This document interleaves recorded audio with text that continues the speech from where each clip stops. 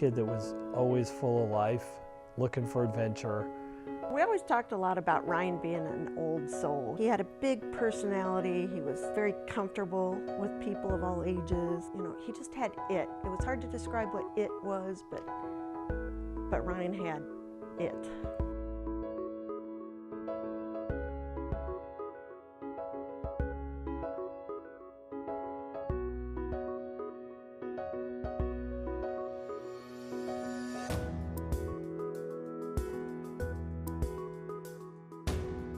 I had a cousin that played football for USC way back when I was a young kid in the 70s.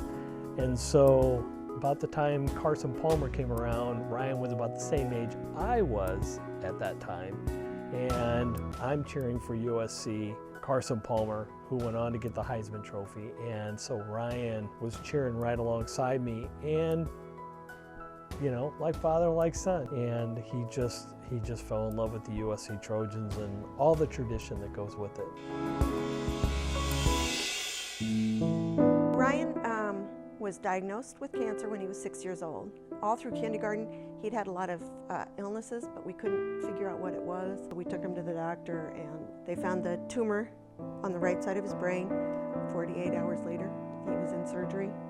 At that point, he had radiation. We thought it was all gone. It wasn't until almost the 5th anniversary that he had his first recurrence, and then they said once there was a recurrence that it was a lot harder to beat. A person that was working with the company that I work for happened to be a USC graduate, and he heard about Ryan and Ryan's story and his love for USC. And Ryan had never been to a USC football game, and neither had Dad. I'd seen him on TV, but I'd never been to a game. And he said, you know, we got to get Ryan out there for a USC football game. Let's make this happen. And so I asked Ryan, I said, if you could go to any home USC football game, what would it be? And he said, I want to go watch them play Cal. Because the year before, Cal had upset USC. And so he said, I want to be there. I want to see him get revenge on Cal. This friend of ours helped make the trip happen, got us to the practice the day before and to the pep rally. I figured it was just going to be, you know, they go out, they go to a game, and, you know, everything would be great. And I kept getting phone calls, oh my gosh, we did this, we went to the team practice. Ryan sat in on the quarterback meeting. We met Coach Carroll, and it just kept snowballing through this amazing experience. And then USC went on to beat Cal in the very last seconds of that game, and it was phenomenal. And Ryan got to go down into the locker room then after the game, and they had, unbeknownst to us, had dedicated that game to Ryan. They said, here's a kid who's fighting for his life, battling cancer, but has the hugest smile on his face, and we got to pay him back. We've got to win this game for Ryan. So one of the first times he was out there, he found out that USC is all about fight on, the victory V, and they talk a lot about that, you know, everything is fight on. And he kind of adopted this idea of that's the way he was going to go through all of this. You know, he never gave up hope. It was always, I'm going to fight the fight. I'm going to keep trying. I'm going to do it. He never gave up. He never said, why me? He kind of accepted things and handled them. Kind of used that as his rallying cry of, I will fight on. Just like the Trojans fight on every single day in practice or in every single game. When I'm battling cancer, I will fight on. People always said, wait, this is a kid with cancer?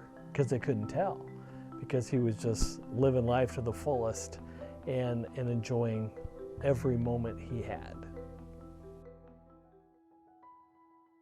Once he met Matt Leinart and Reggie Bush and Coach Carroll, they just kind of connected. So then every fall, either Kirby and Ryan or all of us would go out for a game.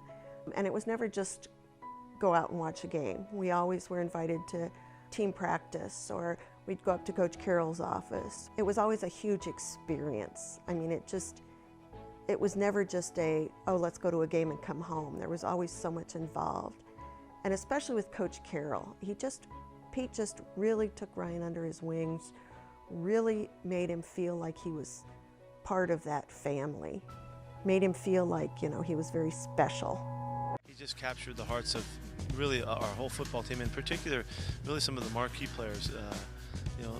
Nobody took to him more than Matt Leinart and Lindell White and Reggie, and those guys were all just he embraced Ryan, and he kind of embraced him on back. And even in those early days when he was so young, he was so shy, there was just something about him, and as he stayed with us over the years, the relationship just grew deeper, and with his family and all, and with the Trojan family, he just kind of became one of us.